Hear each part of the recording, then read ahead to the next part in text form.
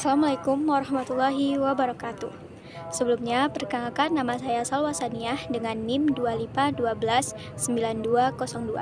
Saya akan mengemukakan materi terkait dengan perkembangan dan pertumbuhan serta pendapat para ahli tentang perkembangan dan pertumbuhan.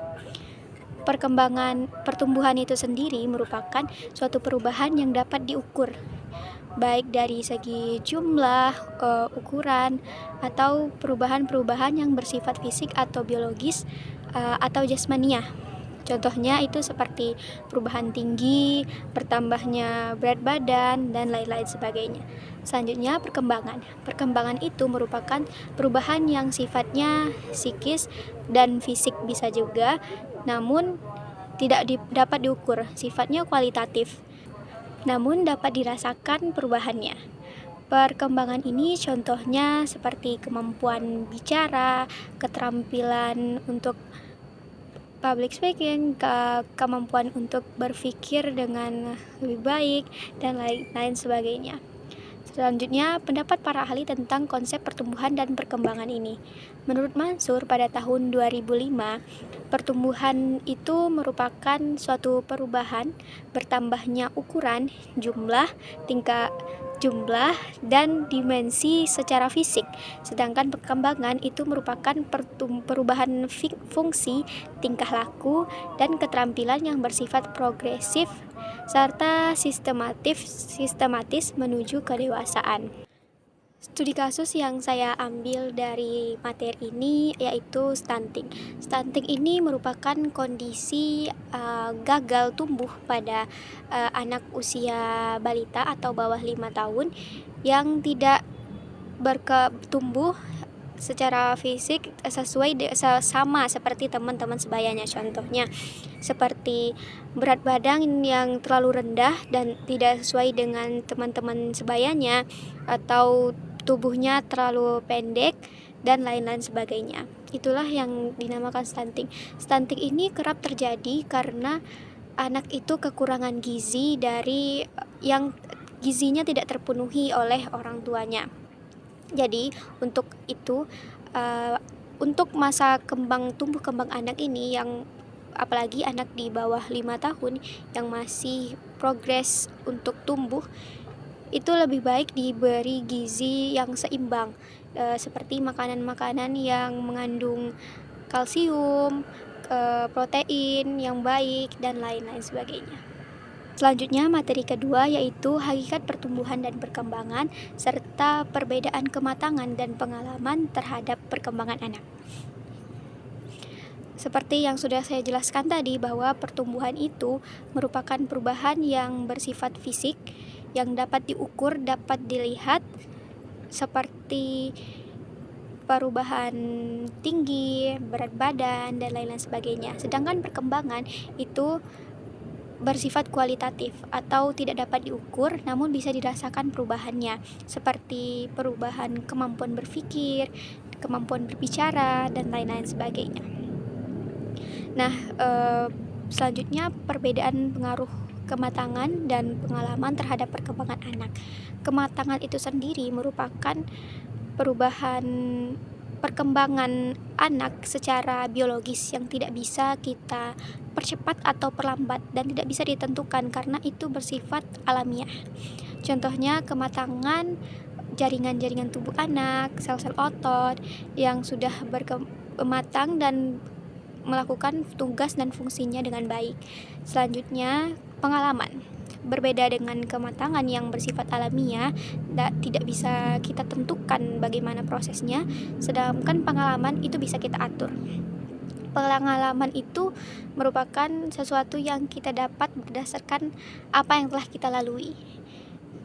Pengalaman itu bisa kita atur dan bisa kita tentukan mana yang sekiranya baik dan mana yang sekiranya buruk bagi anak. Contohnya ini pengalaman belajar, pengalaman dari yang kita dapat dari lingkungan, dan lain-lain sebagainya. Nah, pada materi kedua ini, contoh kasus yang saya ingin kemukakan adalah dari pengalaman saya sendiri, yaitu saya dulu punya dua orang murid yang bisa dikatakan dengan latar atau tingkat pengalaman yang berbeda.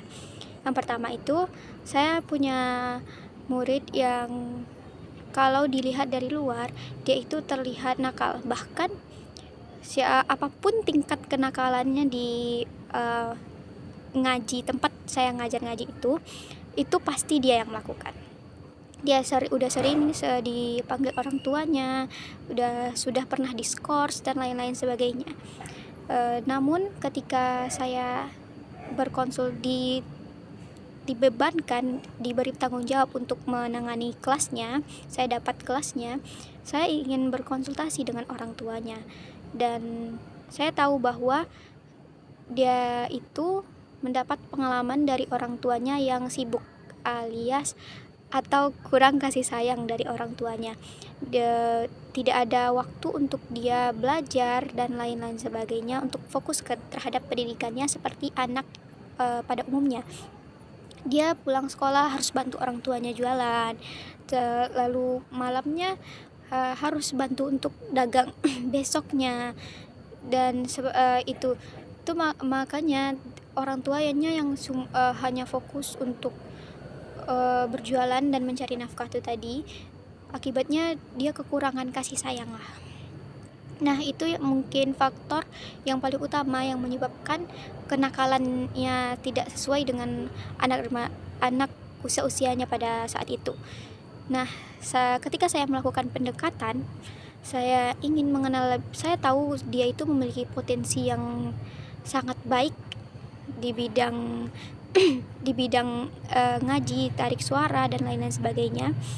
Namun atasan saya alias salah satu guru ngaji juga di situ tidak merasa bahwa dia itu punya potensi, hanya melihat kenakalannya saja.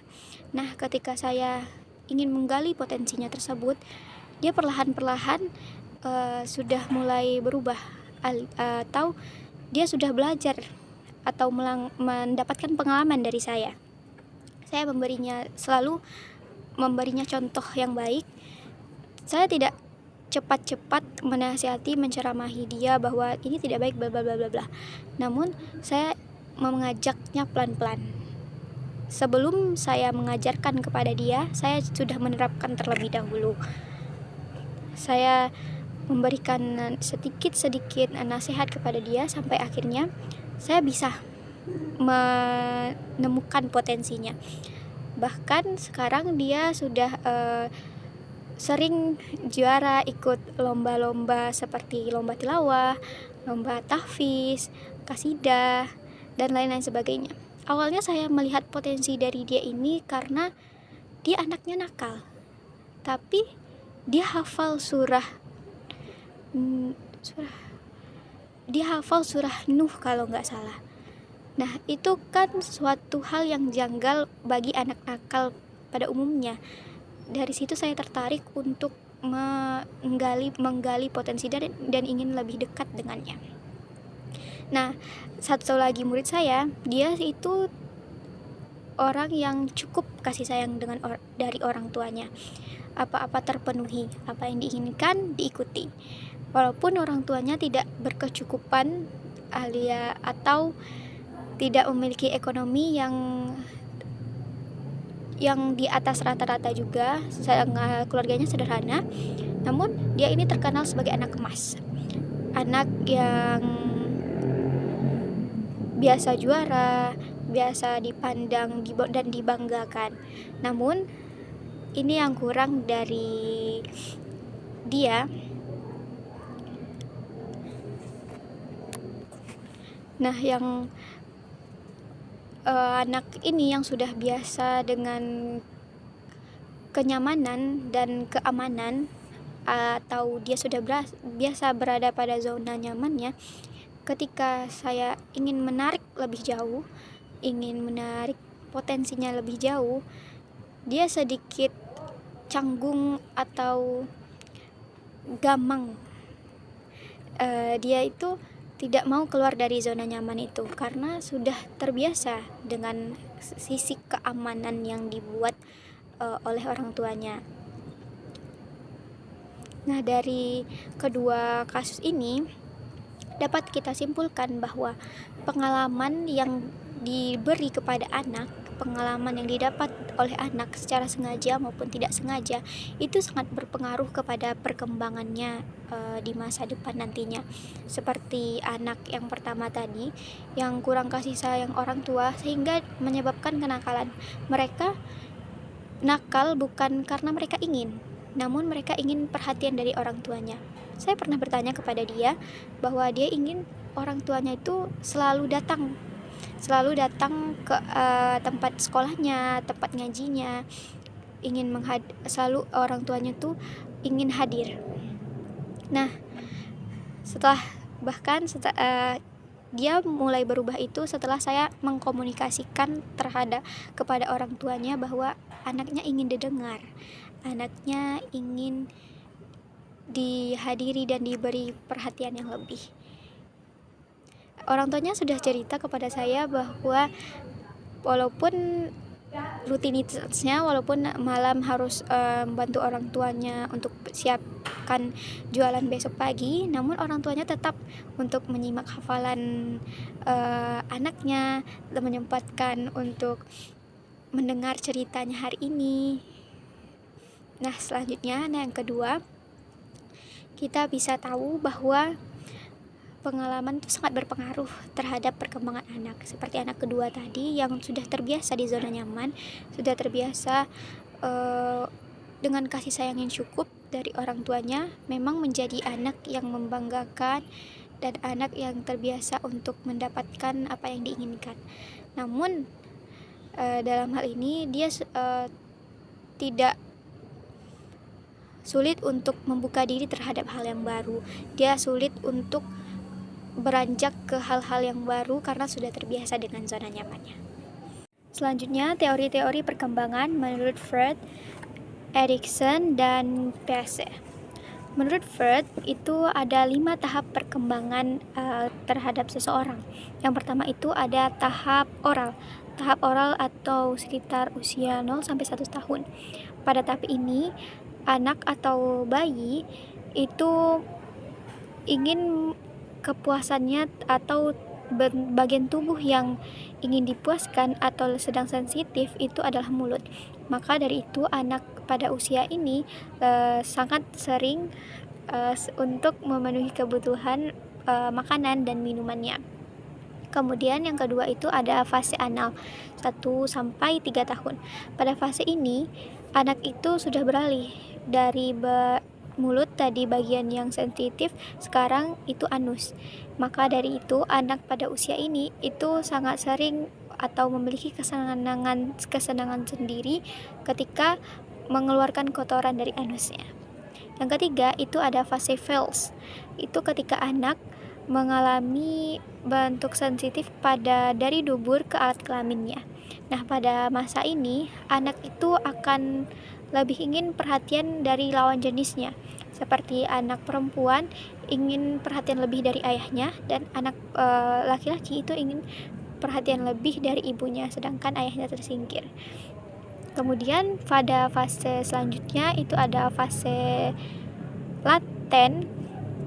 Itu pada fase ini ketika anak sudah mulai turun impuls seksnya dan sudah ingin beralih atau mengganti impuls seks tadi kepada hal yang lebih intelektual, keterampilan, dan lain-lain sebagainya.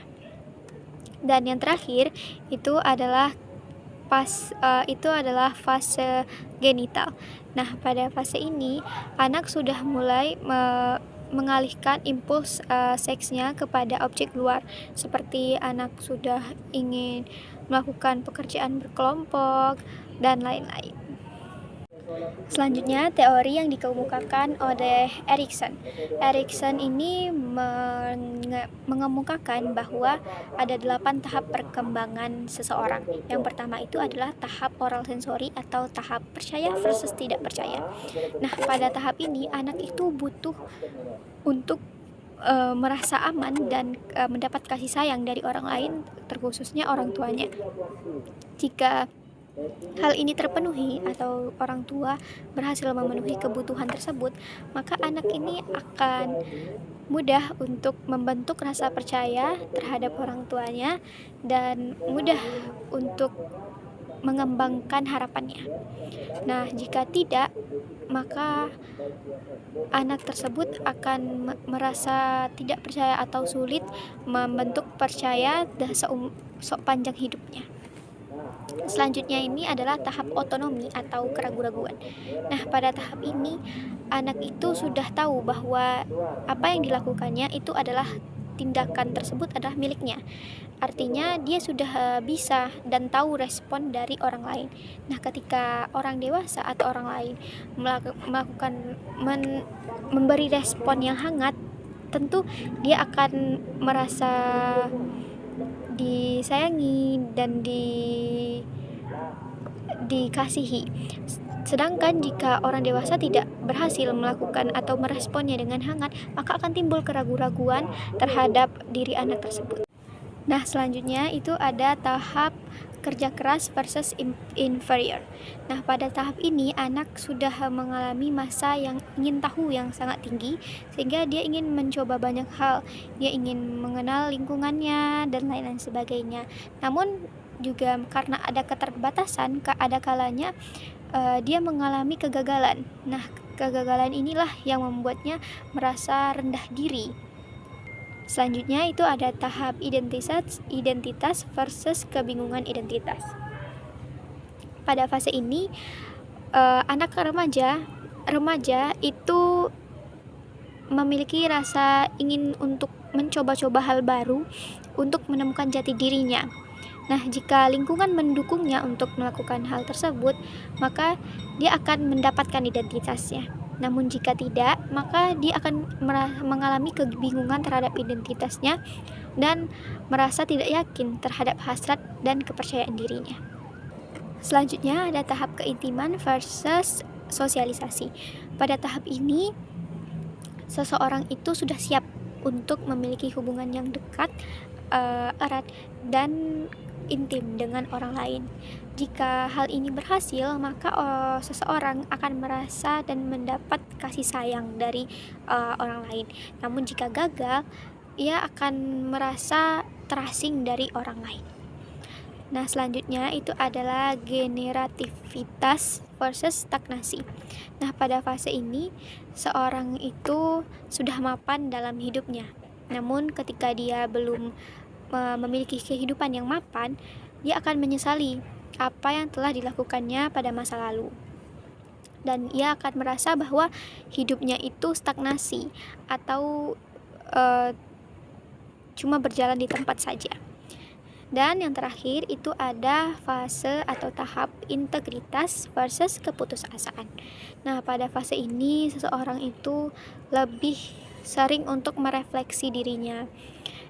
Jika ia berhasil, maka ia tuh akan memperoleh kebijaksanaan. Dan jika tidak, ia akan merasa bahwa dirinya tersebut putus asa atau merasa putus asa atas apa yang telah dilakukannya pada masa lalu. Selanjutnya, teori terakhir yang dikemukakan oleh Jean Piaget. Nah, menurut Piaget ada 4 tahap perkembangan. Yang pertama itu adalah sensorik motorik, yang mana pada fase ini seseorang atau tepatnya bayi itu belajar melalui indera dan sensorik dan motoriknya. Dan kedua, itu ada tahap praoperasional. Pada tahap ini anak itu belajar memahami lingkungannya itu dengan mempresentasikannya dengan simbol-simbol atau tanda. Contohnya, anak akan kata hati atau cinta itu akan dilambangkan atau disimbolkan dengan tanda seperti ini, dan lain-lain. Nah, pada tahap ini anak itu masih memiliki egosentris yang tinggi. Selanjutnya ada fase atau tahap operasional konkret.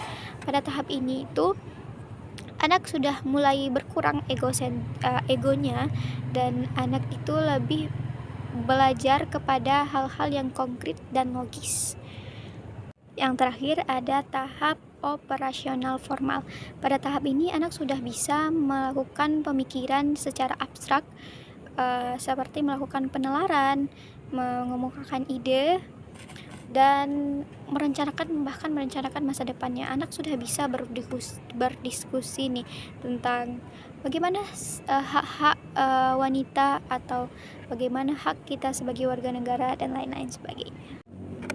Nah, studi kasus yang saya ingin kemukakan di sini adalah yakni ada seorang anak, dia berusia 8 tahun atau sampai 9 tahun. Ketika dia ditanya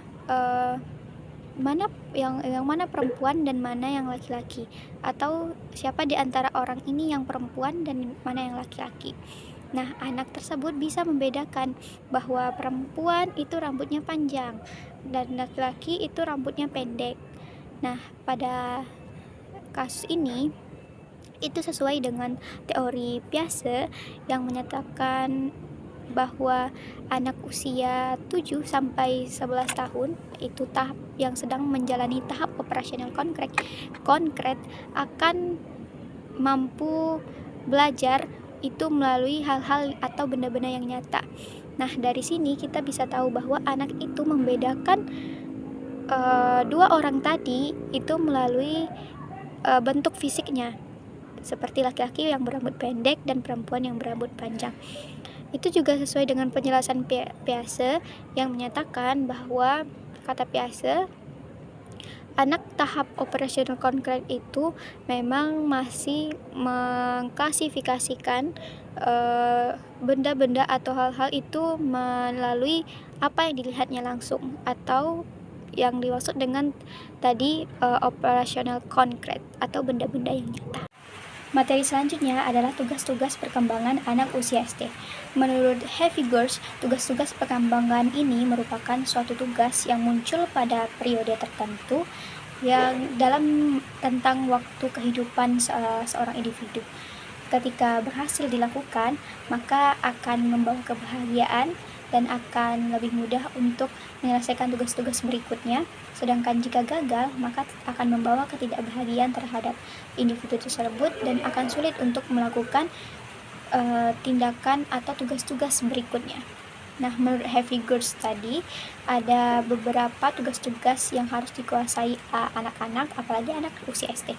Yang pertama itu adalah menguasai keterampilan fisik yang diperlukan, seperti untuk bermain, lompat jauh, dan lain-lain. Yang kedua itu membina sikap yang sehat. Yang ketiga, belajar bergaul dengan teman-teman sebaya. Yang keempat, belajar memainkan peran sebagai pria dan wanita. Yang kelima, belajar menguasai keterampilan dasar seperti membaca, menulis, dan menghitung. Selanjutnya, pengembangan konsep yang dibutuhkan dalam kehidupan anak, seperti mengenal konsep warna dan lain-lain. Yang selanjutnya itu pengembangan kata hati, moral, dan siklus yang selaras dengan kehidupan dan kebudayaan masyarakat. Yang kedelapan itu mengembangkan sikap objektif atau lugas. Dan yang terakhir itu belajar mencapai kemerdekaan atau kebebasan pribadi yang tidak merupakan untuk tanggung jawab atau mandiri terhadap dirinya sendiri. Studi kasus yang ingin saya kemukakan pada materi ini adalah seorang anak yang dia tidak bisa membaca. Ketika disuruh oleh gurunya ke depan untuk membaca suatu teks atau suatu bacaan, suatu wacana, ia merasa malu karena ia tahu bahwa dirinya tidak bisa membaca. Nah, dari hal ini kita bisa tahu bahwa anak tersebut tidak menyelesaikan tugasnya sebagai individu, tugas-tugas perkembangannya, yang menyatakan bahwa tugas anak itu harus menguasai keterampilan dasar seperti membaca, menulis, dan menghitung. Namun, hal ini masih bisa diperbaiki. Anak tersebut masih bisa dan masih dalam tahap proses belajar, masih bisa dikembangkan menjadi lebih baik lagi. Materi selanjutnya yaitu perkembangan fisik dan perseptual anak usia SD. Yang pertama, perkembangan fisik. Perkembangan fisik anak usia SD yang normal itu mencakup beberapa aspek. Yang pertama itu tinggi dan berat badan. Nah, pada tinggi dan berat badan ini, anak SD itu cenderung mengalami pertumbuhan atau perubahan tinggi dan berat badan yang konstan, tidak terlalu signifikan, karena yang saat berkembang pesat itu terjadi saat masa pubertas atau masa remaja. Yang kedua, proporsi tubuh. Pada saat usia SD, awal-awal usia SD, seperti kelas 1, 2, 3, itu anak-anak belum mendapatkan proporsi tubuh yang seimbang. Namun ketika sudah di akhir usia SD, ketika kelas 5, kelas 6, itu anak sudah mencapai proporsi tubuh yang seimbang. Ini bisa dilihat dari kepala, badan, dan lain-lain. Yang ketiga itu ada perkembangan otak. Nah, perkembangan otak ini merupakan perkembangan yang jauh lebih cepat daripada perkembangan lainnya. Nah, yang terakhir itu keterampilan motorik. Nah, pada masa usia SD ini, gerak motorik anak itu akan jauh lebih halus dan terkoordinasi daripada pada masa sebelumnya, pada usia sebelumnya. Selanjutnya, perkembangan perseptual. Nah, perkembangan perseptual ini menurut Kardinata itu sangat erat kaitannya dengan jaringan otak dan sistem dan perkembangan sel. Nah, ada 3 proses aktivitas perseptual yang harus kita pahami. Yang pertama itu adalah sensasi. Sensasi ini adalah peristiwa penerimaan informasi itu yang dilakukan oleh indera. Indera penerima ini bisa berupa penglihatan atau pendengaran. Yang kedua itu ada persepsi. Nah, persepsi ini interpretasi atau pemrosesan atau pengolahan informasi itu lebih lanjut dari proses sebelumnya tadi. Kemudian yang ketiga baru atensi. Atensi ini mengacu kepada selektivitas persepsi melalui atensi atau kesadaran seseorang bisa fokus kepada suatu objek atau informasi dengan mengabaikan objek-objek lainnya. Nah, persepsi ini atau indera-indera penerima persepsi ini terbagi menjadi 2. Yang pertama itu ada persepsi visual. Persepsi visual ini merupakan persepsi yang didasarkan kepada penglihatan atau indera yang bertugas di sini. Indera penerimanya adalah indera visual, yaitu penglihatan alias mata. Nah, yang kedua itu adalah persepsi pendengaran, yang mana yang bertugas untuk indera penerima persepsi ini adalah pendengaran atau telinga. Studi kasus yang ingin saya kemukakan yaitu seorang anak yang sudah memiliki kemampuan untuk menentukan arah, mana yang kanan, mana yang kiri, atas, bawah, dan lain-lain, namun masih sulit untuk membedakan huruf antara huruf B atau D, P atau Q ketika ada kegiatan dikte atau sedang menulis cepat. Nah, pada kasus ini anak tersebut memang sudah bisa menentukan bentuk umum, sudah bisa menentukan arah, namun masih sulit membedakan bentuk huruf. Nah, ini sangat umum terjadi dan sangat wajar terjadi pada anak usia SD, karena pada tahap ini anak-anak tersebut masih mengalami proses integrasi persepsi secara penuh. Jadi ini bisa dilakukan dengan anak terus berlatih agar bisa membedakan huruf-huruf tersebut.